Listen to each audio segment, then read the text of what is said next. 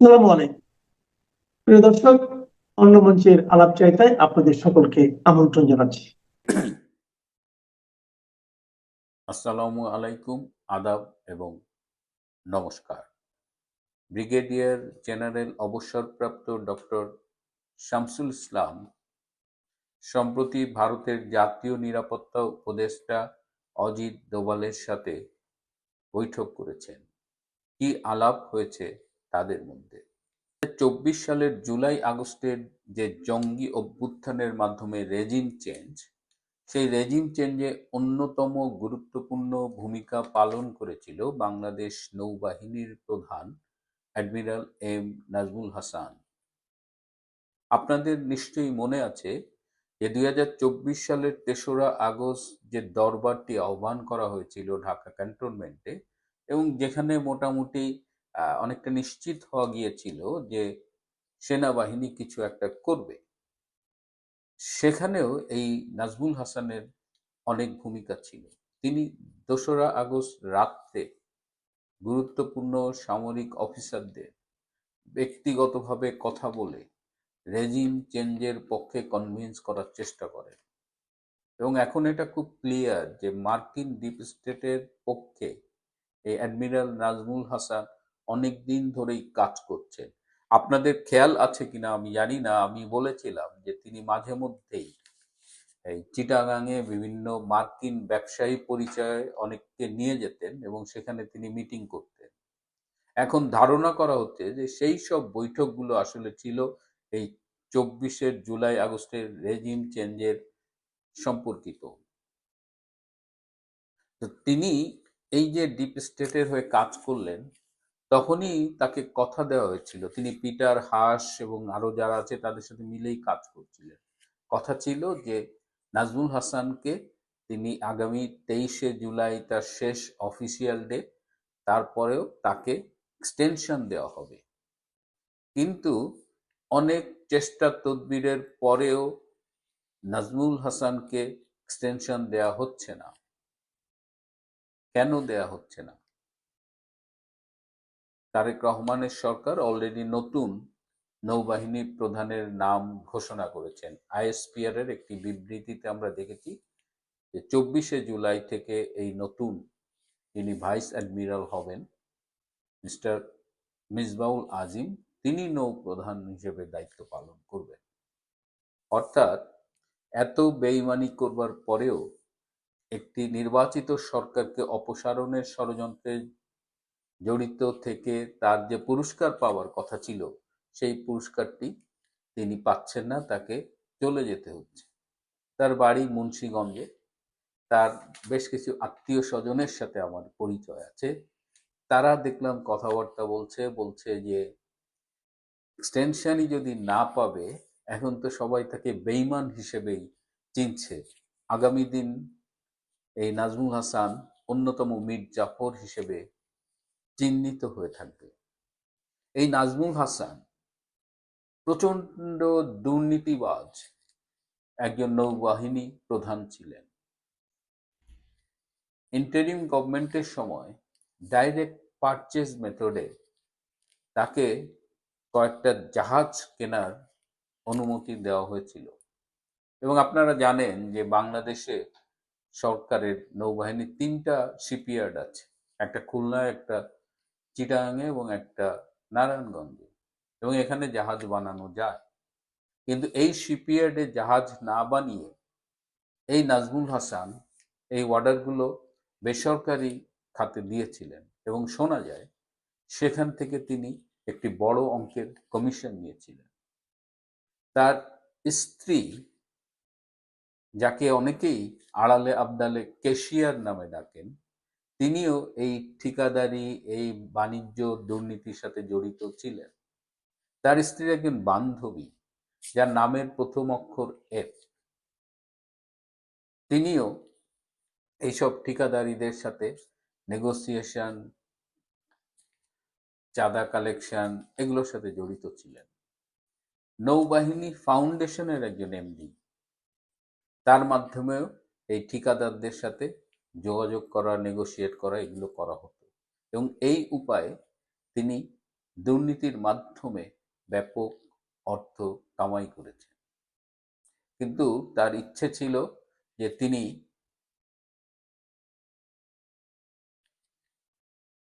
এক্সটেনশনটা পেয়ে আরো কিছুদিন নৌবাহিনী প্রধান হিসেবে দায়িত্ব পালন করবেন, কিন্তু তার সেই ইচ্ছেটা পূরণ হলো না।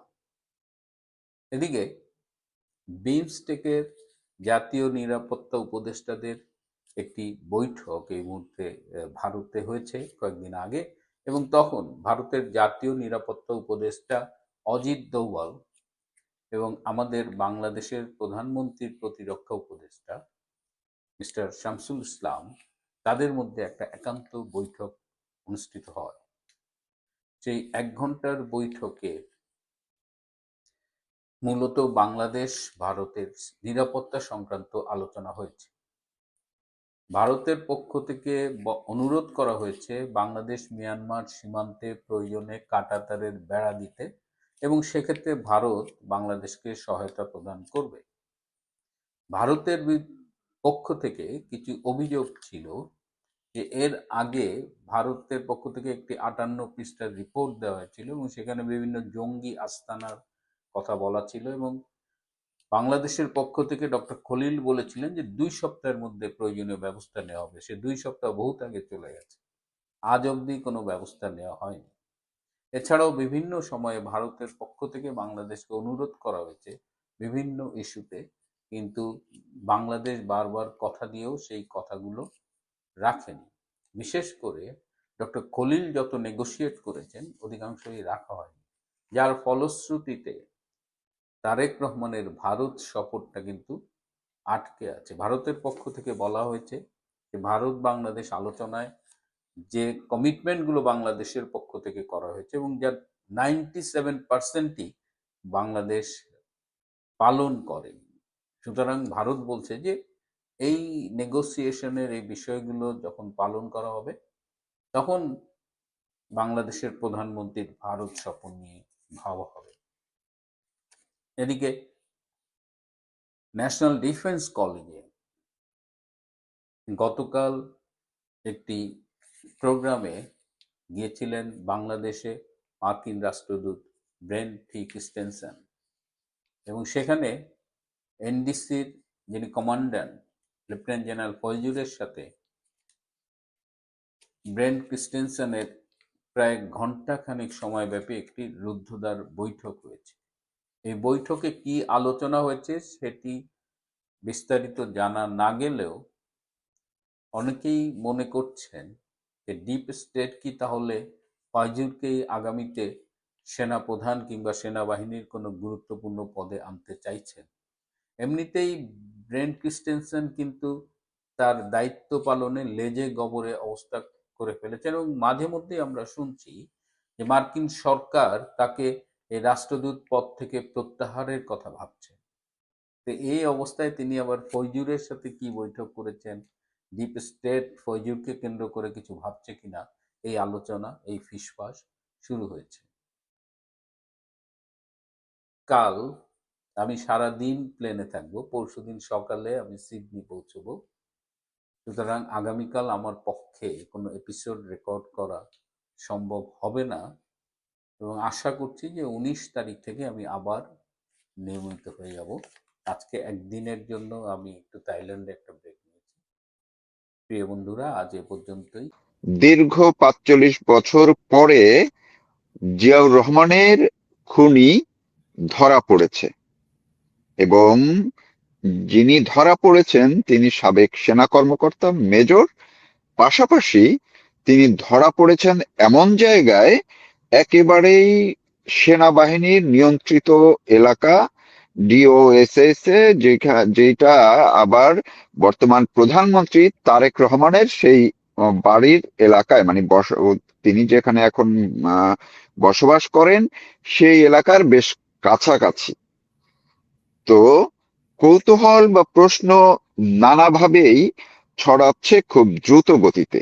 এত বছর পরে ঠিক এই সময়ে যখন জিয়াউর রহমানের সন্তান ক্ষমতায়, তিনি প্রধানমন্ত্রী, বিএনপি ক্ষমতায়, এই সময়ে এসে তিনি আবার সেনাবাহিনীর নিয়ন্ত্রিত এলাকার মধ্যে এসে ঢুকলেন, আশ্রয় নিলেন, তাও আবার প্রধানমন্ত্রীর বাড়ির কাছাকাছি। এখন কি হতে পারে তাকে দিয়ে, তা কিংবা তাকে নিয়ে কি করতে পারে সরকার, কি করতে পারে সেনাবাহিনী, কোন দিকে যাচ্ছে? নাকি শেখ হাসিনা দেশে ফেরার পরে বলা হচ্ছে নিত্য নতুন কোনো ঘটনা প্রবাহ যে কোনো সময় যে কোনো দিকে মোড় নিতে পারে, তেমন কোনো ইস্যু এখান থেকে বেরিয়ে আসছে কিনা জানার চেষ্টা করব আমার দিয়ে। আপনার কি বিশ্লেষণ, শুরুতে যদি একটু বলেন যে খনি ধরা পড়লো এত বছর পরে, 45 বছর পরে, এটা হতেই পারে, আরো পরেও হতে পারতো, কোনো সমস্যা না, কিন্তু একদম তাও আবার সেনাবাহিনীর নিয়ন্ত্রিত আবাসিক এলাকার মধ্যে এসে উনি ঢুকলেন। আর বা ওনার যেখানে ধরা পড়েছেন, যেখান থেকে বলা হচ্ছে ডিবি বলেছে, ডিবি ধরেছে, সেখান থেকে তারেক রহমানের বসত বাড়ির দূরত্ব খুব একটা কম না, একদম এমন জায়গায় এসে তিনি ধরাটা পড়লেন। এইটার আপনার ব্যাখ্যা কি? বাকি ব্যাখ্যায় পরে আসবো। মানে ডিওএইচএস থেকে মেজর, তখনকার মেজর হিসাবে রিটায়ার করেছিলেন ওনা মুজাফফর হোসেন, ওনাকে অ্যারেস্ট করেছে। কিন্তু ব্যাপারটা আসলে এটার সঙ্গে অন্য জিনিস লিঙ্ক আছে। আপনি যদি দেখেন যে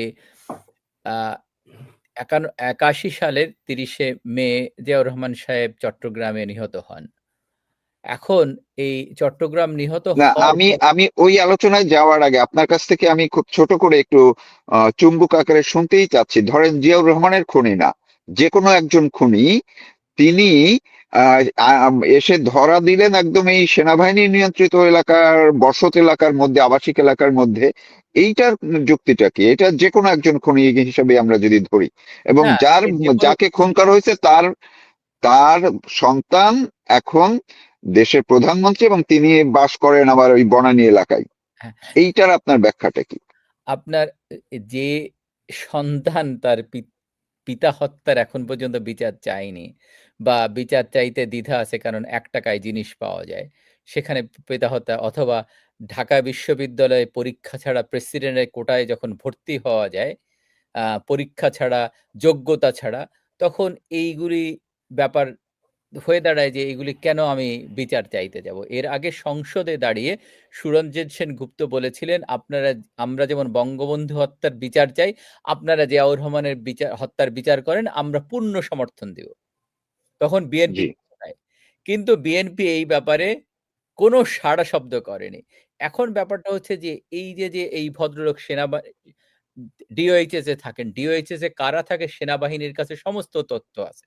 যে কোন ব্যক্তি কোন ফ্ল্যাটে থাকেন, এটা সেনাবাহিনীর নিয়ন্ত্রিত এলাকা, কারণ ডিওএইচএস টা সেনাবাহিনী, তাই না? জি, সেনাবাহিনীর। সুতরাং এই সেনাবাহিনী জানে যে কোথায় আছে। তাহলে ব্যাপারটা হচ্ছে যে এইখানে সেনাবাহিনী গ্রেপ্তার না করে কেন ডিবি গ্রেপ্তার করলো? যদি উনি কনভিক্টেড ক্রিমিনাল হয়ে থাকবেন। প্রশ্ন জাগবে যে কেন ডিবি গ্রেপ্তার করলো? তার মানে এইটার ভেতরে অন্য জিনিসগুলা নিহিত আছে। মানুষের দৃষ্টিশক্তি অন্যদিকে নিতে চাচ্ছে এখন। যখনই এইগুলি আসছে কখন? যখন বঙ্গবন্ধু কন্যা বললেন তিনি দেশে ফিরবেন। তারপরে এই ঘটনাগুলি ঘটানো হলো।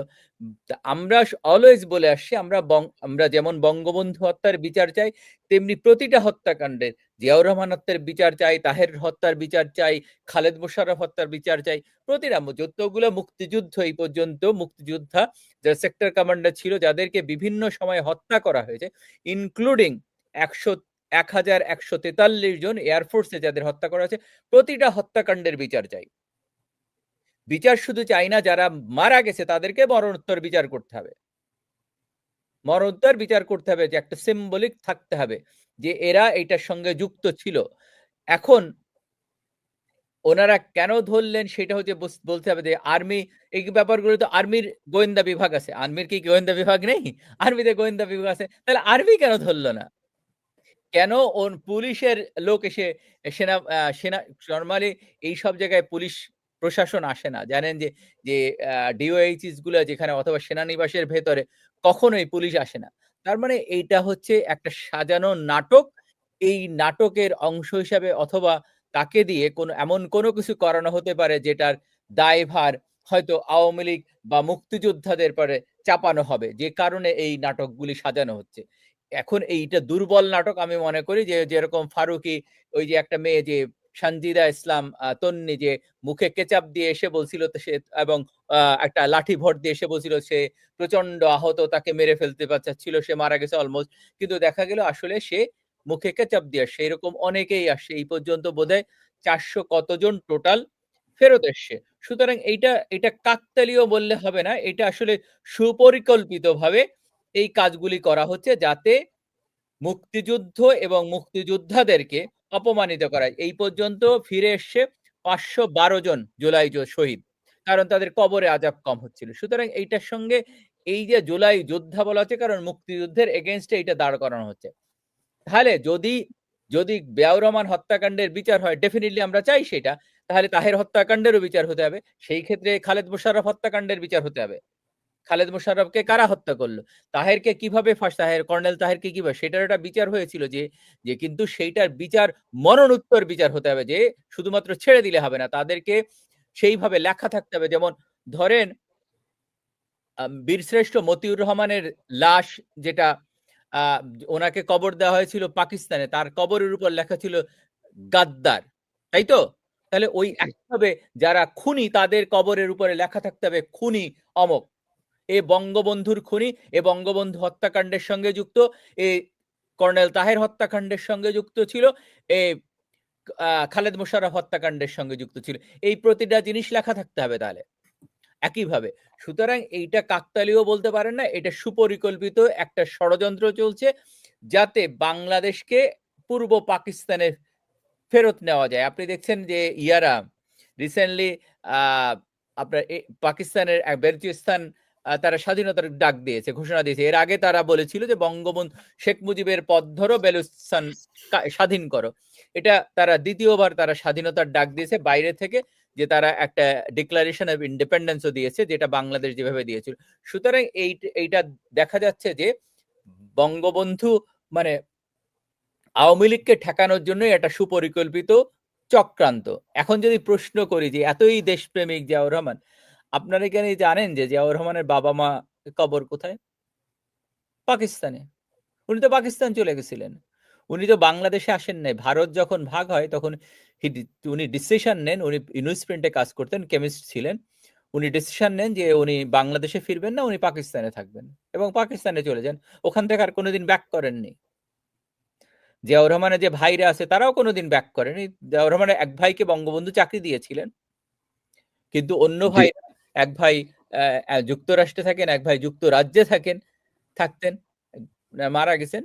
কিন্তু জিয়াউর রহমান মুক্তিযোদ্ধা ছিল, সেক্টর কমান্ডার ছিল। এই ব্যাপারে আমার কোনো দ্বিমত নেই, আমি এই ব্যাপার নিয়ে কিন্তু আপনার দেখতে হবে কোন পরিবেশে কোন পরিস্থিতিতে তারা বড় হয়েছে এবং কি তাদের ধ্যান ধারণা। আমরা সেটা আরেকটু দেখবো একটু পরে। শায়লা আহমেদ লোপা, আপনি আপনার মন্তব্যটা শুনতে চাই। একই প্রশ্ন যেটা আমি করলাম, যে উনি 45 বছর পরে একজন খুনি তিনি ধরা পড়লেন, তাও আবার এমন সময়, এই 17 বছর আওয়ামী লীগ ক্ষমতায় ছিল, এর আগে আওয়ামী লীগ ক্ষমতায় ছিল, এর আগে জাতীয় পার্টি ছিল, কোনোদিন ধরা পড়লেন না, কিন্তু এসে ধরা পড়লেন এখন এই বিএনপি ক্ষমতায়, তাও তারেক রহমান প্রধানমন্ত্রী, ঠিক এই সময়, তাও আবার এই ডিএসএস এর মধ্যে। আপনার ব্যাখ্যা কি? এই ব্যাখ্যাটুক দিয়ে যদি একটু শুরু করেন। আচ্ছা, অনেক ধন্যবাদ আপনাদের দর্শকদের এবং জিয়া ভাই, মারুফ ভাই, আপনাদের দুজনকেই। প্রথম কথা হয়েছে যে আপনি যেটা বললেন, এর ব্যাখ্যা আপনি কিভাবে দিবেন?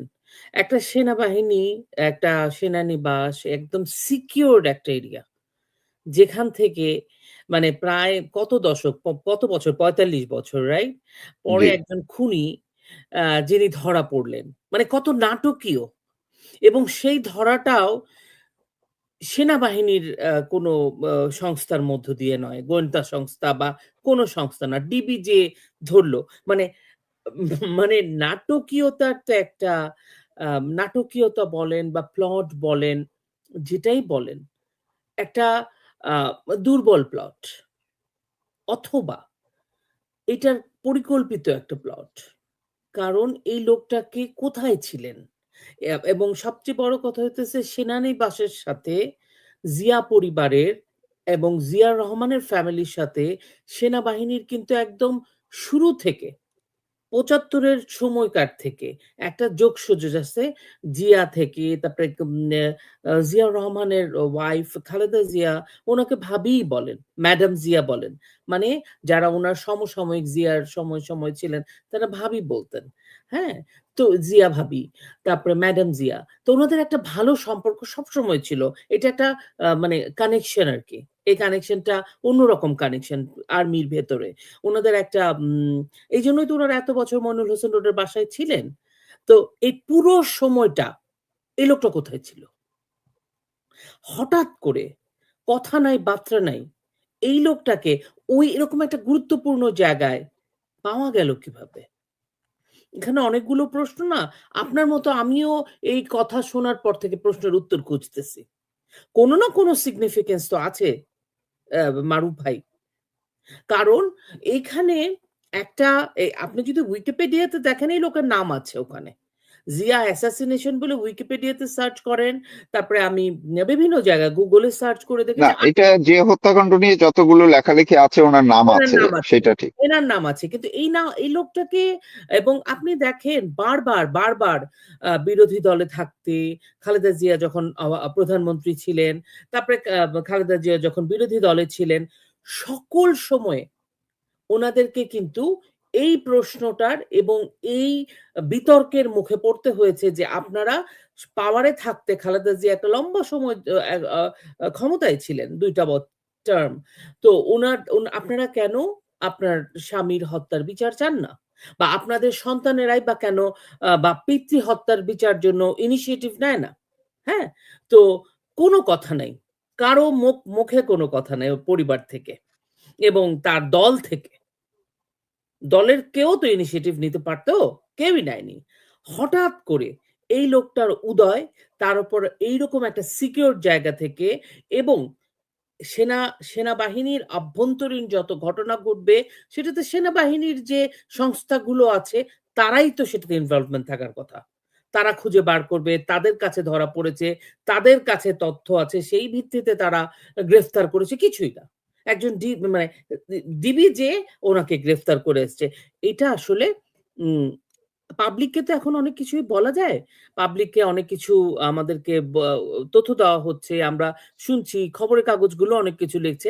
বাট সব খবর তো আসলে মানে খুব ইজিলি মানুষ গ্রহণ করবে না। এটা ইটসেলফ খুবই মিস্টেরিয়াস ঘটনা। এটার এই রহস্যটার ভিতরে রহস্য কি আছে এটা যখন আমরা পুরোটা তো আর জানতে পারি না কখনোই। বাংলাদেশের মানুষের সেই ভাগ্য নাই যে সত্য জানবে। বাংলাদেশের মানুষ মিথ্যাই জানে সবকিছু। বা আধা সত্য জানে বা ভুল সত্য জানে বা অর্ধ সত্য জানে। কিন্তু এটার ভিতরে একটা কোনো রহস্য আছে। নভেল ভাই, আপনার প্রতি আজকে প্রশ্নটা করব না, কারণ আমাদের আমার সামনে একটা প্রশ্ন আছে। একটা অনুষ্ঠানে আপনার সাথে কথা বলে শেষ করা যাবে না। আমি শুধু প্রশ্নটা রেখে যাই, উত্তর চাচ্ছি না আমার, কারণ নেক্সট প্রশ্ন করব। এই যে সার্জিস হাসনাত বা খন্দকার মোশতাক, আপনি যেটা বললেন, এই যে এত স্বাধীনতা বিরোধী মুক্তিযুদ্ধের চেতনা পরিপন্থী লোকজন আওয়ামী লীগে কেন ঢুকলো, এটার জন্য কিন্তু আপনাদের কাছে আমরা ভবিষ্যতে আসলে জবাবদিহিতা চাইবো, এবং ভবিষ্যতে যাতে আর না ঢোকে তার জন্য আপনারা কি করবেন সেটারও আমরা জানতে চাইবো। আজকে চাচ্ছি না, কারণ আমার অন্য প্রশ্ন আছে। এখন যে জিনিসটা আসলে আপনার কাছে জানতে চাই, যেটা হয়তো আমাদের যে বন্ধুরা এই অনুষ্ঠানটা দেখবেন আমার, তারাও আগ্রহী, এবং অনেকে এই নিয়ে অনেক ইন্টারভিউ দিয়েছেন, আপনিও নিশ্চয়ই দেখেছেন। জননেত্রী শেখ হাসিনা যে ঘোষণা দিয়েছেন তিনি ডিসেম্বরে দেশে আসবেন, এই ব্যাপারে দেখেন নানান কুৎসা, বিশেষ করে 24-এর জঙ্গি উত্থান যারা করেছে তারা এটা নিয়ে নানান ধরনের আপনার পরিহাস করছে, হাসাহাসি করছে, তামাশা করছে, আবার এদের চোখে মুখে স্পষ্ট ভয়েরও চিহ্ন আছে।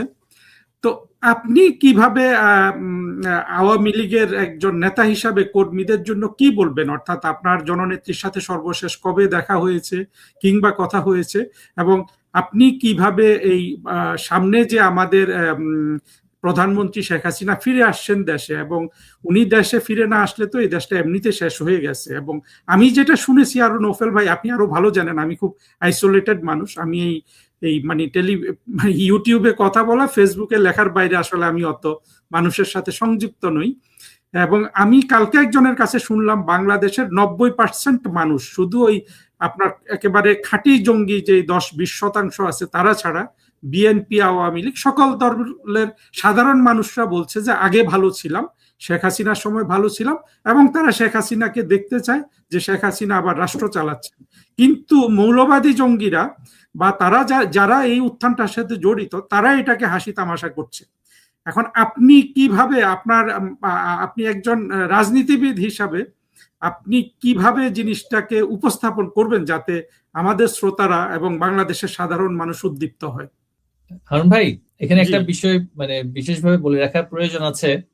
আমি এই মুহূর্তে কেন্দ্রীয় কোনো দায়িত্বপ্রাপ্ত পদধারী ব্যক্তি নই, তো সুতরাং কেন্দ্রীয় রাজনৈতিক সিদ্ধান্তগুলো আমি একজন দলের কর্মী হিসেবে, যেহেতু আমি মানে নির্দিষ্ট কেন্দ্রীয় পদবিতে নেই, কর্মী হিসেবে আমাদের নেত্রীর যে নির্দেশনা যে এখন আমার একটা পরবর্তী রাজনৈতিক আন্দোলনের জন্য আমাদের প্রস্তুতি, সেই প্রস্তুতিটা আমাদের নিতে হবে। কারণ ইতিমধ্যেই আওয়ামী লীগের নেতা কর্মীদের এবং বাংলাদেশের মুক্তিযুদ্ধের সপক্ষের একটা বিশাল রাজনৈতিক শক্তির সবচেয়ে বড় বিজয় অর্জিত হয়েছে। সেটা হচ্ছে এই যে বিদেশি শক্তির পদলেহনকারী ইউসের বিদায় পুরোপুরি সেটা বাস্তবায়ন করে যেতে পারেনি। সে বলেছিল 5 বছর 10 বছর, মানে তার নিজের হায়াতের ঠিক ঠিকানা নেই, 90 বছরের ঊর্ধ্বে হয়েছে, কিন্তু সে শরীরের সুস্থতার চাইতে সে একটা জিনিস বলে না যে ধৃষ্টতা, তার কোনো ম্যান্ডেট নেই। সে নাকি একটা বিপ্লবের মাধ্যমে ক্ষমতায় এসেছে, সে দীর্ঘদিন ক্ষমতায় বসে থাকতে চেয়েছিল। কিন্তু বাংলাদেশের রাষ্ট্রের আমি বলবো এটা প্রশাসন বলি, সমাজ বলি, অর্থনীতি বলি, সকল জায়গা থেকে যেভাবে করে তাকে চাপ দেওয়া হয়েছে, তাকে কিন্তু ক্ষমতা ছেড়ে দিয়ে পালিয়ে যেতে হয়েছে। পালিয়ে গিয়ে 6 মাসের জন্য আবার এসএসএফ সিকিউরিটি নিতে হয়েছে, যে সে জানে সে কতটা ঘৃণিত, বাংলাদেশের মানুষের কাছে কতটা ঘৃণিত। $1 বিলিয়ন ইউনুস এই যে এখন বন্যা কবলিত জায়গায় $1 সেখানে দেওয়ার কোনো রেকর্ড সে নেই, এবং $1 বিলিয়ন ইনকামকারী ইউনুস কিন্তু সেখানে পরাস্ত হয়েছে। সে টাকা পয়সা শুধু দেবে হচ্ছে ওই হিলারি ক্লিন্টন আর ওই যে বাইডেনের ছেলে জো বাইডেনকে রেজিম চেঞ্জের জন্য টাকা পয়সা খরচ করবে সে ইউরোপের এলিট সমাজের উপরে, আমেরিকার এলিট সমাজের উপরে, যাতে করে সে ডিপ স্টেটের সহযোগিতা পায়। সাধারণ মানুষের জন্য সেখান থেকে শুধু শোষণ করে সুদ নেবে। তো আমি বলবো আমাদের নেতাকর্মীদের একটা বিশাল অর্জন এবং বিজয় হচ্ছে আমরা এই $1 বিলিয়ন বিরুদ্ধে ইতিমধ্যেই বিজয়ী হয়েছি, ইউনুস বিতাড়িত হয়েছে। বাংলাদেশের মানুষ একটা রাজনৈতিক সরকার আনার জন্য যতটুকু সম্ভব তাদের কিন্তু সহযোগিতাটা তারা করেছে। এই রাজনৈতিক সরকারের এখন উপলব্ধির জায়গাটাতে আসতে হবে। এই রাজনৈতিক সরকার কি ওই অরাজনৈতিক সরকারের উগ্রবাদী আচরণের পথে থাকবে, নাকি বৃহত্তর রাজনৈতিক একটা সমঝোতার জন্য, মানুষকে এক করার জন্য সেই রিয়েলাইজেশনটা তাদের থাকবে কিনা আমি এখনো এটা ভবিষ্যৎবাণী করতে পারছি না। কিন্তু সেটা করানোর জন্য আমাদেরকে কিন্তু আন্দোলনের পথে যেতে হবে। বাংলাদেশ আওয়ামী লীগ কিন্তু যখন সরকার উৎখাতের আন্দোলন করবে বা সরকার পতনের আন্দোলন করবে, সরকার বিরোধী আন্দোলন করবে, সেই আন্দোলনকে সামাল দেওয়ার সক্ষমতা এই সরকারের নেই। এমনকি জামায়াতে ইসলামীর সাথে তারা ঐক্যবদ্ধ হয়েও কিন্তু তারা সেটা প্রতিহত করতে পারবে না। কিন্তু আমি বারবার বলেছি, আগেও বলেছি, আওয়ামী লীগ এই দেশটাকে আজকে এই পর্যায়ে নিয়ে এসেছে। আমাদের নেত্রী চাইবেন না, চান না একটা গৃহযুদ্ধপূর্ণ পরিস্থিতি বাংলাদেশে হোক। তিনি চাইছেন যে তার প্রত্যাবর্তনটিকে বিচার ব্যবস্থাকে সুসংহত করা, জবাবদিহিতাতে আনা, এবং এই যে জুলাই মাসে এতগুলো হত্যাকাণ্ড হলো, তার পরবর্তী হত্যাকাণ্ড হলো, সেগুলোতে স্বচ্ছতা আনা এবং রাষ্ট্র হিসেবে বাংলাদেশকে শক্তিশালী করা, রাজনীতিতে একটা ঐক্য প্রতিষ্ঠার প্রতীক হিসেবে তিনি সেটাকে দেখছেন। প্রতিশোধের রাজনীতি শেখ হাসিনা করেন নাই। প্রতিশোধের রাজনীতি করলে বিএনপি 17 বছর পরে একটা দল হিসেবেও টিকতে পারতো না, বিএনপি টিকতে পারতো না, জামায়াতে ইসলামী আরো নিশ্চিহ্ন হয়ে যেত। কিন্তু তারা তাদের বিদেশি প্রভু এবং বিদেশি টাকার কারণে, সেখানে মধ্যপ্রাচ্য থেকে টাকা এসে তাদের পশ্চিমা দেশগুলোতে তাদের টাকা উত্তোলন হচ্ছে। আপনি জানেন যে নর্থ আমেরিকাতে মুনা একটা সংগঠন আছে, মুসলিম ইউনিটি নর্থ আমেরিকা, ইউরোপে আছে, ইউকেতে আছে, সেখান থেকে তারা চাঁদাবাজি করে, দান খয়রাত নেয়, মিডল ইস্টের ওই যে বাদশাদের কাছ থেকে জাকাত ফিতরা নিয়ে, বাংলাদেশের মানুষের থেকেও জাকাত ফিতরা নিয়ে সেটা নিয়ে তারা রাজনৈতিক দল করে আমাদের সাথে ভাওতাবাজি ফেতনা করছে। হ্যাঁ, তো এরা কিন্তু টিকতে পারবে না, এটা আমি বারবার বলছি। এবং কিন্তু আওয়ামী লীগ এখানে কিন্তু এক সর্বোচ্চ পর্যায়ের সংযম দেখাচ্ছে, কারণ তিনি তো এই রাষ্ট্রটাকে এখানে এই পর্যায়ে নিয়ে এসেছেন। যার যা কিছু আছে তাই নিয়ে যদি ঝাঁপিয়ে পড়তে বলে, সেখানে পুলিশ প্রশাসন কিছুই করবে না, সেনাবাহিনী বরঞ্চ আমি মনে করি এখন যে পরিস্থিতিতে পৌঁছেছে তারাও কিন্তু বুঝে গিয়েছে যে তারা কাদের খেলোয়াড় হয়ে দাবার ঘুঁটিতে, জিওপলিটিক্যাল দাবার ঘুঁটিতে ব্যবহৃত হয়েছে সেটা কিন্তু তাদের অনেকেই কিন্তু বুঝতে পারছে, আমি ব্যক্তিগতভাবে মনে করি। এবং বুঝতে পারছে বলেই তাদেরকে হত্যা করার জন্য তাদের অফিসারদেরকে কাঠগড়ায় দাঁড় করানো হয়েছে। এবং সেটা কিন্তু এই যে ওই শক্তিটার একটা গভীর ষড়যন্ত্র, যে রাষ্ট্রের বাহিনীগুলো, পুলিশ বাহিনীর সদস্যদেরকে মৃত্যুদণ্ড দেওয়া হয়েছে এবং এই অফিসাররা কিন্তু ডিউটি ক্যারি করেছে পলিটিক্যাল গভর্নমেন্টের, তাদেরকে যে মৃত্যুদণ্ডের মুখোমুখি করা হয়েছে এটা কিন্তু একটা মেটিকুলাস ডিজাইনের পরে আমি বলবো পরবর্তী যে একটা মানে ডিপ প্ল্যানিং, সেই ডিপ প্ল্যানিং গভীর পরিকল্পনার অংশ, সেই ডিপ কনস্পিরেসিতে এই প্রতিষ্ঠানগুলোকে ধ্বংস করে দিতে চায়। তারা পাকিস্তান সামরিক বাহিনীর সাথে বাংলাদেশের যেই সমঝোতা তৈরি করেছে, পাকিস্তানের উপনিবেশ হিসেবে করার জন্য প্রতিরক্ষা চুক্তির মাধ্যমে পাকিস্তানের আরেকটা অঙ্গ মানে প্রদেশ হিসেবে এখানে তৈরি করার জন্য এই প্রচেষ্টা তারা চালিয়ে যাচ্ছে। এগুলো কিছুই সফল হবে না। দোর্দণ্ড প্রভাবশালী ইউনূস যেখানে পরাজিত হয়েছে 18 মাসের মধ্যে, এই সরকার, বিএনপির সরকার, যতই বড় বড় কথা তারা বলুক না কেন, তারা ফেব্রুয়ারি মাসে এসছে, আজকে জুলাই মাস, এই 5-6 মাসের সরকার, হ্যাঁ, এখনো মাত্র ইউনূস সরকারের অর্ধেকও তাদের পূরণ হয়নি। ইতিমধ্যেই এই আলোচনায় আমাদের নেত্রী প্রত্যাবর্তন করবেন, এর মধ্যেই কিন্তু সবাই মানে এমন রিয়াকশন দিচ্ছে, এটা কিন্তু পরিষ্কার যে তারা সরকার পরিচালনা করতে ব্যর্থ হচ্ছে। কিন্তু তাদের কিন্তু এখনো সময় আছে, বৃহত্তর স্বার্থের কথা ভাবার এখনো সময় আছে, দেশের অর্থনীতির কথা ভাবার এখনো সময় আছে, সার্বভৌমত্বের কথা ভাবার এখনো সময় আছে।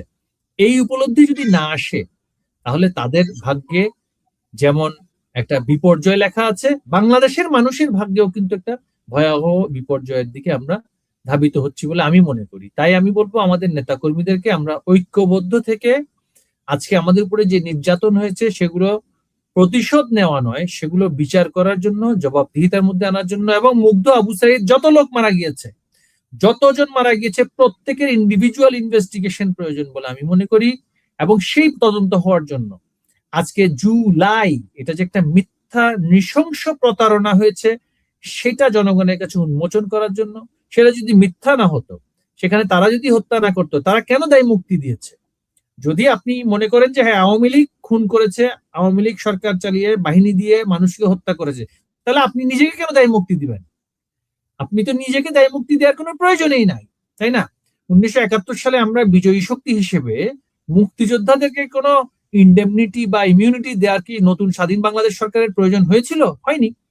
কারণ আমরা জানি পরাজিত শক্তি, সেখানে কিন্তু তারাই দায়ী, তারাই দোষী, তাদের বিচারের জন্য আমরা কাজ শুরু করেছিলাম কোলাবোরেটরস অ্যাক্টের মাধ্যমে।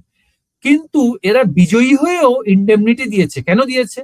ভবিষ্যতে কোন সরকার যখন এসে তদন্ত করতে চাইবে, আজীবন বিএনপি থাকবে না, যে কোনো সরকারে আসুক, আমরা ধরে নিই জাতীয় পার্টির সরকার যদি কখনো আসে, বা একটা এমন সরকার আসুক যেখানে মধ্যে মানে নির্দলীয় কিন্তু তারা নিরপেক্ষভাবে তদন্ত করতে চায়, সেখানে তারা বিপদে পড়বে, তাদের এই পরিকল্পনাগুলা মানে উন্মোচিত হয়ে যাবে। এই কারণে কিন্তু তারা একটা লিগ্যাল একটা অবস্টাকল তৈরি করে দিয়েছে যাতে ডিলে হয়, যাতে এটা নিয়ে পেঁচানো যায়, যাতে এটা নিয়ে কোনো রকম একটা সুরক্ষা তারা পায়, এই আশায় তারা সেটা দিয়ে গেছে। কিন্তু তারা ভুলে যাচ্ছে বাংলাদেশে ইন্ডেমনিটি দিয়ে সংবিধানের অংশ করে, হ্যাঁ, 5th অ্যামেন্ডমেন্টে জেনারেল জিয়াউর রহমান ইন্ডেমনিটি অর্ডিন্যান্সকে সংবিধানের অংশ করেও কিন্তু ফারুক, ডালিম, খন্দকার মোশতাক এদেরকে রক্ষা করতে পারে নাই।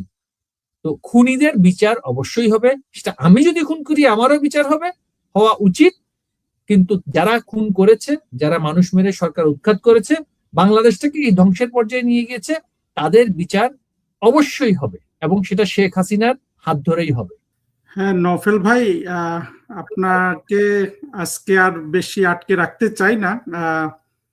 আমাদের এই রেকর্ডিংটা কিছু কিছু খারাপ ছিল, বাট মোটা দাগে আপনার কথা বুঝতে পেরেছি। যে জিনিসটা আপনি বললেন আমার কাছে ওইটা খুব ইম্পর্টেন্ট মনে হলো, যে মুক্তিযুদ্ধের পরে তো আমাদেরকে দায় মুক্তি দিতে হয় নাই, মুক্তিযোদ্ধাদের হাতে তো অনেক স্বাধীনতা বিরোধী খুন হয়েছে, কিন্তু বঙ্গবন্ধু হত্যাকাণ্ডের পর দায় মুক্তি দিতে হয়েছে, রক্ষা পায়নি। এবং এই 24-এর জঙ্গি উত্থানের পরও তারা দায় মুক্তি নিয়েছে। আমরা আশা করি যে ভবিষ্যতে এরা রক্ষা পাবে না। আর একটা জিনিস যেটা আপনার কথা থেকে আমি বুঝলাম, যে আওয়ামী লীগ সম্পূর্ণরূপে প্রস্তুত এই সামনের যেই সময়টা আসছে এটা মোকাবেলা করার জন্য। আপনার কণ্ঠে আমরা যে দৃঢ়তা শুনলাম, যে বাংলাদেশ আওয়ামী লীগের পক্ষ এবং বাংলাদেশের পক্ষ থেকে জননেত্রী শেখ হাসিনাই চান 24-এ যা যা খুন খারাপি হয়েছে প্রত্যেকটার একেবারে পরিষ্কার তদন্ত, ন্যায়সঙ্গত তদন্ত। আমি নিজেও কিন্তু আমার ভিডিওগুলোতে এটাই বলি। আজকে আমি আবু সাইদের মৃত্যু নিয়ে একটা ভিডিও করেছি, সেখানেও আমি এটাই বলেছি যে আমার ভিডিওটা বের হবে, যে আমরা শুধু, আমার তো মনে হয় যে শুধু আবু সাইদের মৃত্যুটাকে যদি আমরা সঠিকভাবে তদন্ত করি তাহলে 24-এর পুরো জিনিসটার গোমর কিন্তু বের হয়ে যাবে। তো নফেল ভাই আপনাকে অনেক ধন্যবাদ। আজকে আসলে আমরা অনেক কথা শুনতে পারিনি, আর আপনার জীবনের যে অংশটা চলে আসলো এটা তো আসলে আমার মনে হয় যে যারা শুনবেন, যারা আজকে সংগ্রামে লিপ্ত আছেন তাদেরকে উদ্দীপ্ত করবে। এবং আপনাকে আমার এই প্রোগ্রামে অংশগ্রহণ করার জন্য ধন্যবাদ। আমরা প্রোগ্রামটার নামই দিয়েছি শেখ হাসিনার জন্য। শেখ হাসিনার জন্য কেন নফেল ভাই? আমার মনে হয়েছে যে শেখ হাসিনা বাংলাদেশের জন্য যা কিছু করেছেন এবং যেইভাবে তাকে অপমান করা হয়েছে বাংলাদেশে, যেইভাবে স্বাধীনতা বিরোধীরা 24-এ একটা আপার হ্যান্ড নিল, এর পরিপ্রেক্ষিতে দাঁড়িয়ে শুধু আওয়ামী লীগ নয়, বাংলাদেশের সকল নাগরিকের, অন্তত যারা মুক্তিযুদ্ধের বাংলাদেশের কথা চিন্তা করে, তাদের কিছু না কিছু শেখ হাসিনার জন্য করা দরকার, যার অর্থ হলো যে অন্তত শেখ হাসিনার পাশে দাঁড়ানো। সেই জন্য আমাদের এই অনুষ্ঠানের নাম হলো শেখ হাসিনার জন্য। এখানে কোনো লুকোচুরি নেই। আমরা মুক্তিযুদ্ধের পক্ষের বাংলাদেশ দেখতে চাই। সেটা যদি আওয়ামী লীগ ছাড়া অন্য কোনো দলও আমাদেরকে দেখায়, আমরা তাদের পক্ষেও কথা বলবো। তবে আশা করি যারা আজকে নফেল ভাইয়ের মতো আছেন, যারা বিভিন্ন পর্যায়ের আওয়ামী লীগের নেতা বা যারা মুক্তিযুদ্ধের বাংলাদেশকে ভালোবাসেন, আমি সবাইকে আহ্বান জানাবো আমার এই অনুষ্ঠানে এসে কথা বলবেন। আমরা আসলে বাংলাদেশের মানুষকে সচেতন করতে চাই। আমরা আরেকটা 2024 বা 1975 দেখতে চাই না। আমরা অনেক কিছু দেখতে চাই, কিন্তু বাংলাদেশের এই বিপর্যয় যেটা আওয়ামী লীগের হয়, এটা কিন্তু পুরো বাংলাদেশের বিপর্যয়। নফেল ভাই আপনাকে অনেক ধন্যবাদ, আমরা উপকৃত হলাম। আশা করি আরেকবার জয়েন করবেন। আপনাদের স্বাগত জানাই আমি আমার কথা শুনবার জন্য। আজকে আমি কথা বলতে চাই বাংলাদেশের পররাষ্ট্র নীতি নিয়ে। বাংলাদেশের পররাষ্ট্রনীতিতে এমন একটা সময় এসছে যখন পুরনো স্লোগান দিয়ে নতুন বাস্তবতা সামলানো সম্ভব নয়। বন্ধুত্ব সবার সঙ্গে, বৈরিতা কারো সঙ্গে নয়। বাক্যটা শুনতে ভালো, কিন্তু আজকের পৃথিবীতে শুধু ভালো শোনানো বাক্য দিয়ে রাষ্ট্রের স্বার্থ রক্ষা করা যায় না। এই কথা আমি বহুবার বলেছি, নানা জায়গায় বলেছি। কারণ আন্তর্জাতিক রাজনীতি কোনো সৌজন্য সম্মেলন নয়। এখানে প্রত্যেক রাষ্ট্র নিজের নিরাপত্তা, বাজার, বিনিয়োগ, প্রভাব এবং ভবিষ্যৎ শক্তির হিসাব করে। বন্ধুত্ব সেখানে একটি মাধ্যম, জাতীয় স্বার্থই শেষ কথা।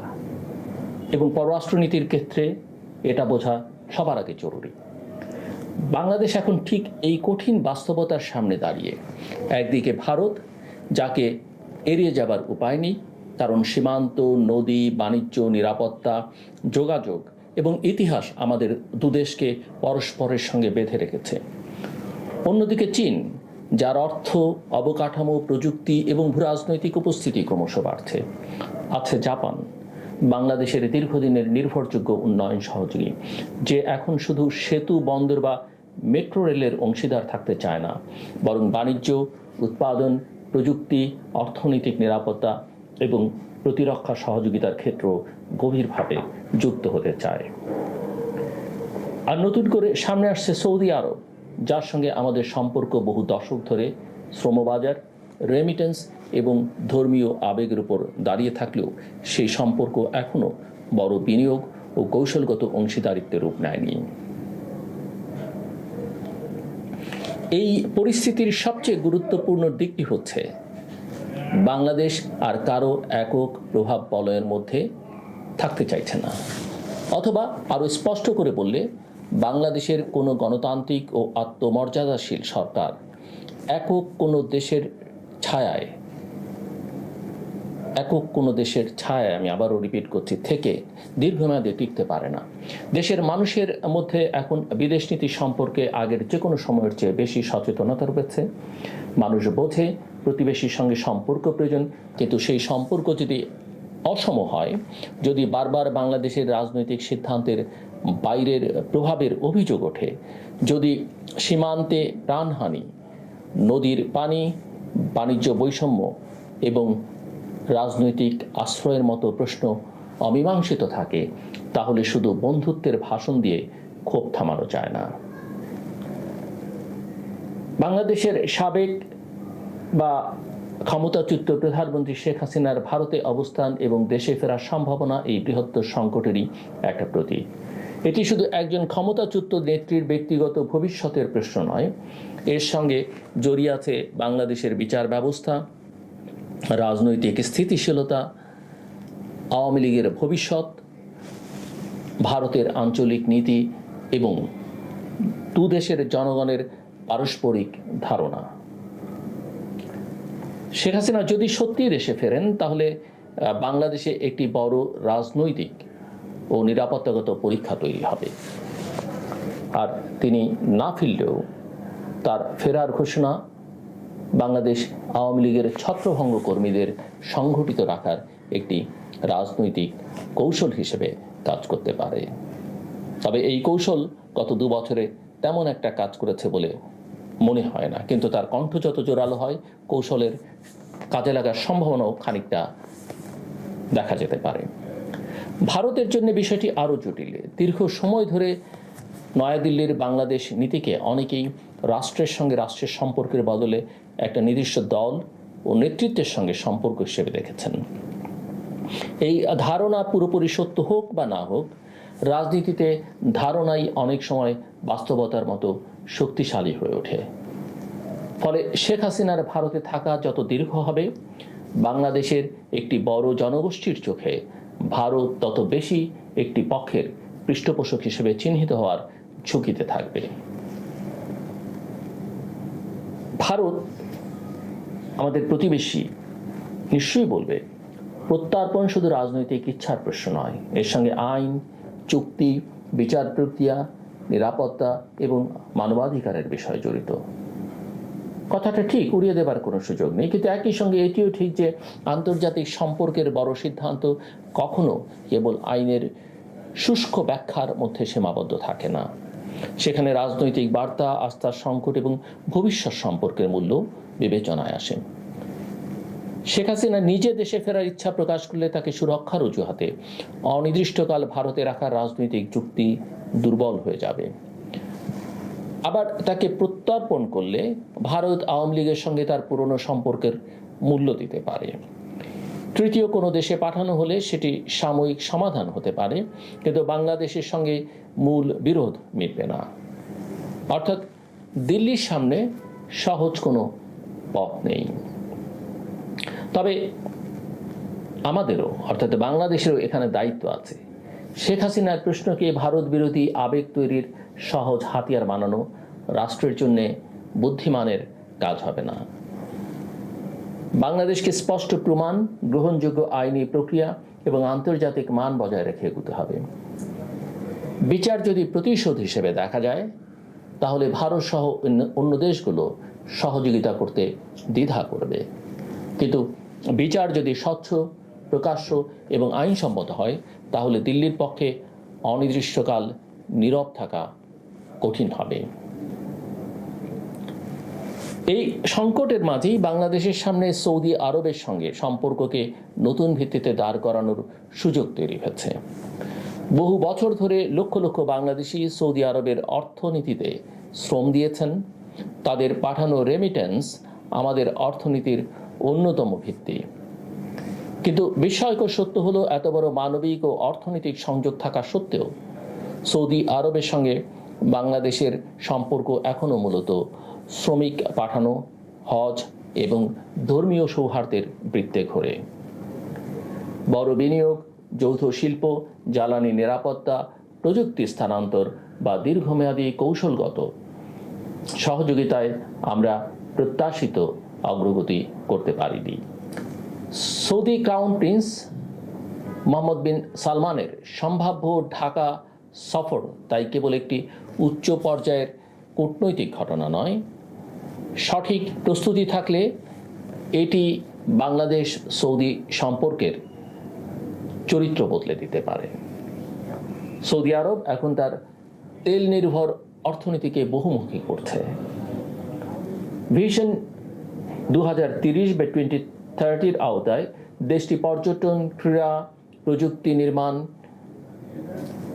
প্রতিরক্ষা, সরবরাহ ব্যবস্থা এবং নবায়নযোগ্য জ্বালানিতে বিপুল অর্থ ব্যয় করছে।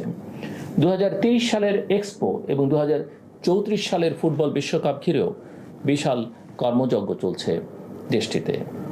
বাংলাদেশ সেখানে শুধু শ্রমিক পাঠানোর দেশ হিসেবে থাকবে নাকি দক্ষ জনশক্তি, নির্মাণ সেবা, তথ্য প্রযুক্তি, প্রকৌশল, ঔষধ, তৈরি পোশাক, খাদ্য এবং শিল্পপণ্যের অংশীদার হবে, সেটি বড় প্রশ্ন। কিন্তু এখানে আমাদের নিজেদের ব্যর্থতার ইতিহাসও দেখতে হবে। সৌদি আরবের বিভিন্ন প্রতিষ্ঠান জ্বালানি তেল শোধনাগার, এলএনজি, পেট্রোকেমিক্যাল, বিমান রক্ষণাবেক্ষণ, শিল্পাঞ্চল ও অবকাঠামোতে আগ্রহ দেখালেও অনেক প্রস্তাব আলোচনার টেবিল কিংবা সমঝোতা স্মারকের বাইরে যেতে পারেনি। অভিযোগ আছে, আমি আবারও বলছি, অভিযোগ আছে জমি বরাদ্দে বিলম্ব, মন্ত্রণালয়ের দ্বন্দ্ব, অনুমোদনের দীর্ঘসূত্রিতা, ব্যক্তি স্বার্থ, দুর্নীতি এবং সিদ্ধান্তহীনতার কারণে সম্ভাব্য বিনিয়োগ হারিয়েছে বাংলাদেশ। সৌদি আরামকোর মতো প্রতিষ্ঠানের প্রতিনিধি দল একাধিকবার আগ্রহ দেখিয়েও কার্যকর অগ্রগতি করতে পারেনি এবং এ বিষয়ে নানা প্রতিবেদন রয়েছে। লালমনিরহাটে একটি বড় বিমান রক্ষণাবেক্ষণ ও যন্ত্রাংশ উৎপাদন কেন্দ্র নির্মাণের প্রস্তাবও বাস্তবায়িত হয়নি। এখানেই বাংলাদেশের আসল সমস্যা।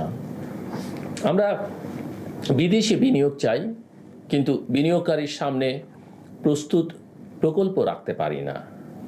আমরা বড় অঙ্কের প্রতিশ্রুতির সংবাদ প্রকাশ করি, কিন্তু প্রকল্পের জমি কোথায়, আয় কিভাবে হবে, ঝুঁকি কে নেবে, অনুমোদন কতদিনে হবে, এসব মৌলিক প্রশ্নের উত্তর থাকে না।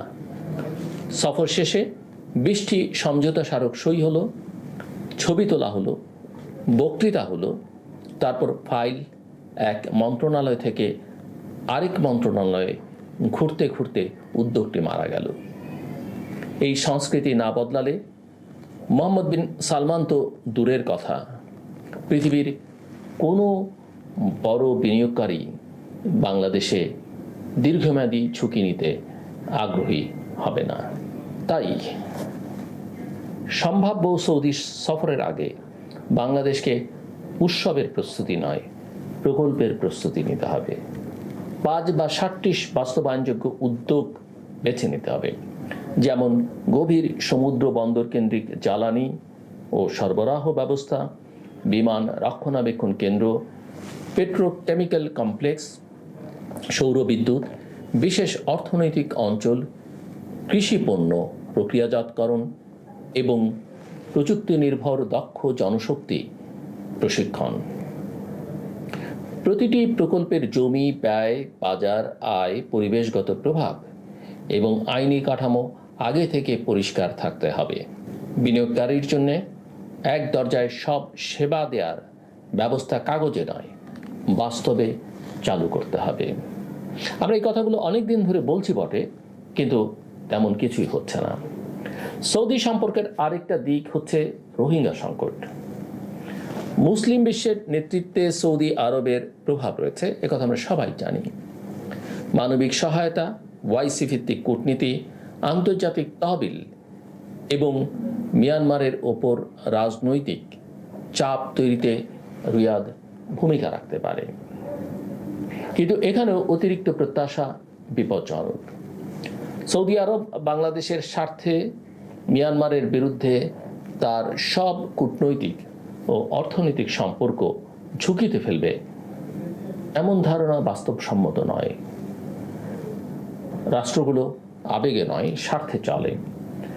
আমাদের কাজ হবে, অর্থাৎ বাংলাদেশের কাজ হবে সৌদি স্বার্থের সঙ্গে রোহিঙ্গা সমাধানের একটি বাস্তব সংযোগ তৈরি করা। আমি আবারও বলছি, একটা বাস্তব সংযোগ তৈরি করা। একই সময়ে জাপানের সঙ্গে সম্পর্কের নতুন অধ্যায় বাংলাদেশের ভারসাম্যপূর্ণ কূটনীতির আরেকটি পরীক্ষা। বাংলাদেশের স্বাধীনতার পর থেকে জাপান বাংলাদেশের অন্যতম নির্ভরযোগ্য উন্নয়ন সহযোগী। মেট্রো রেল, মাতারবাড়ি গভীর সমুদ্র বন্দর, বিমানবন্দরের তৃতীয় টার্মিনাল সহ বহু গুরুত্বপূর্ণ অবকাঠামোয় জাপানি অর্থ ও প্রযুক্তি রয়েছে। কিন্তু টোকিও এখন শুধু উন্নয়ন সহায়তাকারী হিসেবে থাকতে চায় না। 2023 সালে সম্পর্ক কৌশলগত অংশীদারিত্বে উন্নীত হওয়ার পর বাণিজ্য, বিনিয়োগ, সরবরাহ শৃঙ্খল, অর্থনৈতিক নিরাপত্তা ও প্রতিরক্ষা সহযোগিতার গুরুত্ব বেড়েছে।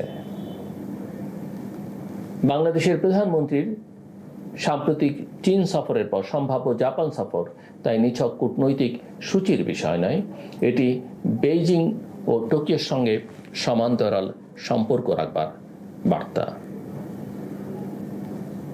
এবং এই বার্তা আসলে সবার জন্য সামনের দিকে এগিয়ে নিতে হবে, অন্যান্য সম্পর্কগুলোর ক্ষেত্রে। কিন্তু একথাও বলতে হবে যে কিন্তু ভারসাম্য মানে চীনের দিকে ঝুঁকে কাল জাপানের দিকে দৌড়ানো নয়। ভারসাম্য মানে প্রত্যেক সম্পর্কের জন্য স্বচ্ছ নীতি থাকা। চীনের কাছ থেকে অবকাঠামো নিব, কিন্তু ঋণের শর্ত ও কৌশলগত প্রভাব যাচাই করব। জাপানের কাছ থেকে উন্নত প্রযুক্তি ও শিল্প বিনিয়োগ নিব, কিন্তু কোনো সামরিক জোটের অঘোষিত অংশ হবে না। ভারতের সঙ্গে সংযোগ ও বাণিজ্য বাড়াবো, কিন্তু সীমান্ত হত্যা, নদীর পানি কিংবা রাজনৈতিক হস্তক্ষেপের প্রশ্নে নীরব থাকবে না। সৌদি আরবের বিনিয়োগ নেব, কিন্তু শ্রমিকের অধিকার এবং দেশের সামাজিক সাংস্কৃতিক স্বাধীনতা বিসর্জন দেব না। যুক্তরাষ্ট্র ও ইউরোপের বাজার দরকার, কিন্তু গণতন্ত্র ও মানবাধিকারের ভাষাকে যেন তারা ভূ রাজনৈতিক চাপের একচেটিয়া অস্ত্র হিসেবে ব্যবহার করতে না পারে, সে সতর্কতারও দরকার রয়েছে। এই নীতির নাম হতে পারে সক্রিয় কৌশলগত স্বায়ত্তশাসন। নিরপেক্ষতার পুরনো অর্থ ছিল বড় শক্তির লড়াই থেকে দূরে থাকা। আজকে সেটা সম্ভব নয়, কারণ বন্দর, ইন্টারনেট, জ্বালানি, টেলিযোগাযোগ, সমুদ্রপথ, এমনকি মেট্রো রেল প্রকল্প ভূ রাজনীতির অংশ। তাই আজকের স্বায়ত্তশাসন মানে বা নন অ্যালাইনমেন্ট মানে, জোট নিরপেক্ষতা মানে দূরে থাকা নয়, সবার সঙ্গে যুক্ত থেকেও নিজের সিদ্ধান্তের মালিক থাকা। বাংলাদেশের ভৌগোলিক অবস্থান আমাদের সবচেয়ে বড় সম্পদ, আবার সবচেয়ে বড় ঝুঁকিও। আমরা ভারত মহাসাগর ও দক্ষিণ পূর্ব এশিয়ার সংযোগস্থলে। ভারতের উত্তর পূর্বাঞ্চলের জন্য বাংলাদেশ গুরুত্বপূর্ণ পথ। চীনের জন্য বঙ্গোপসাগরে প্রবেশ এবং আঞ্চলিক সংযোগের সম্ভাব্য অংশীদার। জাপানের জন্য সরবরাহ শৃঙ্খল বৈচিত্র্য এবং মানসম্মত অবকাঠামোর কেন্দ্র। যুক্তরাষ্ট্রের জন্য ভারত প্রশান্ত মহাসাগরীয় স্থিতিশীলতার অংশ। সৌদি আরবিয়ার জন্য বড় মুসলিম জনসংখ্যার বাজার, শ্রম ও বিনিয়োগের ক্ষেত্র। এই গুরুত্বকে কেউ উপহার হিসেবে দেয়নি, এটি আমাদের ভূগোলের শক্তি। কিন্তু অদক্ষ নেতৃত্ব এই শক্তিকেও দায়ে পরিণত করতে পারে। কাজেই নেতৃত্ব অত্যন্ত গুরুত্বপূর্ণ, নেতৃত্বের সিদ্ধান্ত অত্যন্ত গুরুত্বপূর্ণ। এ কারণে এই পররাষ্ট্রনীতি শুধু রাষ্ট্রপ্রধান বা সরকার প্রধানের বিদেশ সফর বা যৌথ ঘোষণার বিষয় নয়। এর সঙ্গে দেশের ব্যাংকিং ব্যবস্থা, দুর্নীতি, বিচার ব্যবস্থা, আমলাতন্ত্র, রাজনৈতিক স্থিতিশীলতা এবং নীতির ধারাবাহিকতা গভীরভাবে জড়িত। যে দেশে চুক্তি বাস্তবায়ন অনিশ্চিত, বৈদেশিক মুদ্রার ঝুঁকি বেশি, ব্যাংক থেকে অর্থ লুট হয় এবং সরকার বদলালে প্রকল্পের নিয়ম বদলে যায়, সেই দেশে শুধু ভৌগোলিক গুরুত্ব দেখিয়ে টেকসই বিনিয়োগ আনা যায় না। এবং সবকিছুতে টেকসই শব্দটা অত্যন্ত গুরুত্বপূর্ণ। বিদেশিরা আমাদের উদ্ধার করবে, এই মানসিকতা থেকেও বের হতে হবে। ভারত আমাদের গণতন্ত্র রক্ষা করবে না, চীন আমাদের উন্নয়ন বিনামূল্যে দেবে না, সৌদি আরব মুসলিম ভ্রাতৃত্বের কারণে লোকসানি প্রকল্পে বিলিয়ন ডলার ঢালবে না, জাপানও নিছক ভালোবাসা থেকে বন্দর বানায় না। প্রত্যেকের নিজস্ব হিসেব আছে, আমাদেরও হিসেব থাকতে হবে। আমি আবারও বলি, আমাদেরও হিসেব থাকতে হবে। বাংলাদেশ ভারত সম্পর্কের ক্ষেত্রে এই আত্মমর্যাদাপূর্ণ বাস্তববাদ প্রয়োজন। ভারতের সঙ্গে শত্রুতা বাংলাদেশের জন্য লাভজনক নয়। একইভাবে ভারতের আনুগত্য বাংলাদেশের স্বার্থ নয়।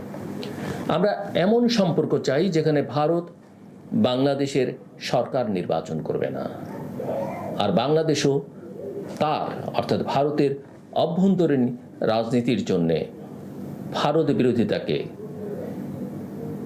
আমি বলছি বাংলাদেশের অভ্যন্তরীণ রাজনীতির জন্য ভারত বিরোধিতাকে স্থায়ী জ্বালানি বাড়াবে না। সীমান্তে একজন বাংলাদেশের প্রাণও যেন সস্তা না হয়। অভিন্ন নদীর পানিতে ন্যায্যতা থাকতে হবে। বাণিজ্য ও ট্রানজিট হতে হবে পারস্পরিক লাভের ভিত্তিতে। ভারতের নিরাপত্তা উদ্বেগকে আমরা গুরুত্ব দেব, কিন্তু বিনিময়ে বাংলাদেশের সার্বভৌমত্ব ও জনমতকেও দিল্লিকে সমান গুরুত্ব দিতে হবে, সম্মান করতে হবে। শেখ হাসিনার ভবিষ্যৎ এই সম্পর্কের একটা গুরুত্বপূর্ণ পরীক্ষা, কিন্তু সম্পর্কের একমাত্র বিষয় হতে পারে না। ভারতকে বুঝতে হবে বাংলাদেশের জনগণ কোনো একটি দল নয়, আর বাংলাদেশকে বুঝতে হবে ভারত শুধু একটি সরকারও নয়।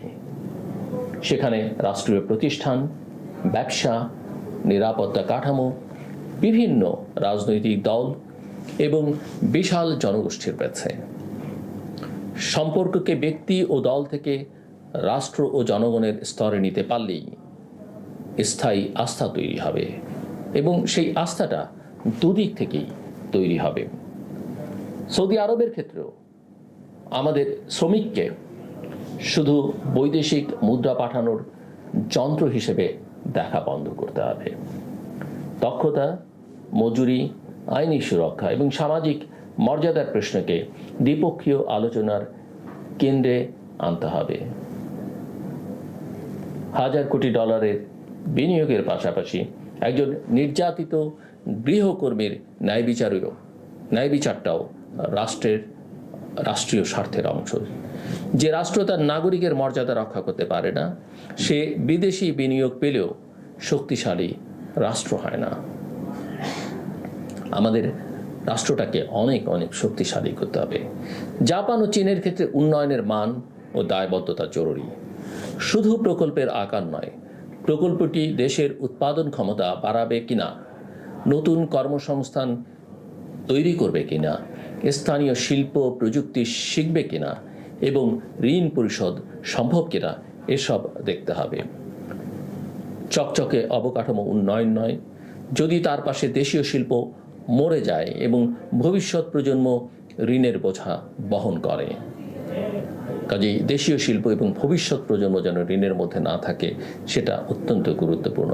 বাংলাদেশের সামনে তাই বিরাট সুযোগ আছে, আমি মনে করি অনেক বিরাট সুযোগ আছে, কিন্তু সময়টা সীমাহীন নয়।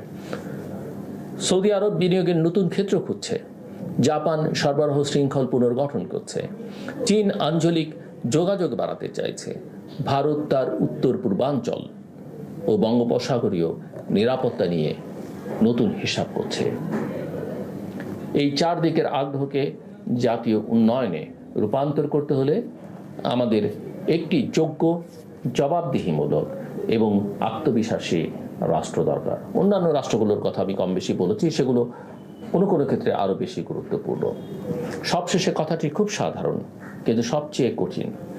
বাংলাদেশের পররাষ্ট্রনীতির কেন্দ্র হতে হবে বাংলাদেশ, কোনো দল নয়, কোনো পরিবার নয়, কোনো বিদেশি রাজধানী নয়।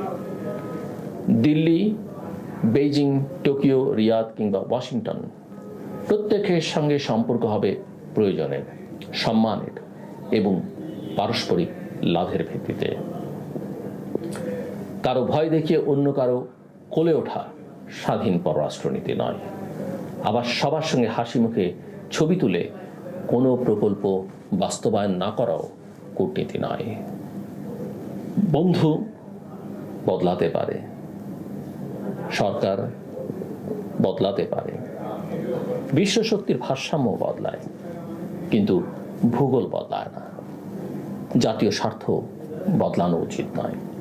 বাংলাদেশের যদি নিজের ভূগোলের মূল্যবোধে, অর্থাৎ বাংলাদেশ যদি নিজের ভূগোলের মূল্যবোধে জনগণের রাজনৈতিক আকাঙ্ক্ষাকে সম্মান করে এবং প্রতিষ্ঠানগুলোকে কার্যকর করতে পারে, তাহলে সে বড় শক্তিগুলোর খেলার মাঠ হবে না, বরং নিজের শর্তে তাদের অংশীদার করতে পারবে।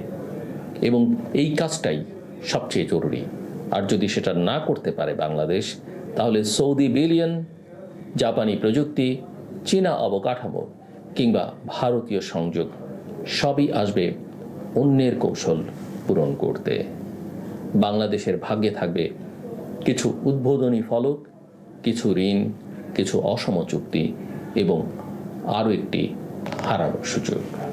এখন সিদ্ধান্ত নেবার সময়। বাংলাদেশ কি ভূরাজনীতির বস্তু হয়ে থাকবে, নাকি নিজের ভবিষ্যতের সক্রিয় নির্মাতা হবে? আমার কথা শোনার জন্য আপনাদের অসংখ্য ধন্যবাদ। আপনাদের সবার জন্য শুভকামনা।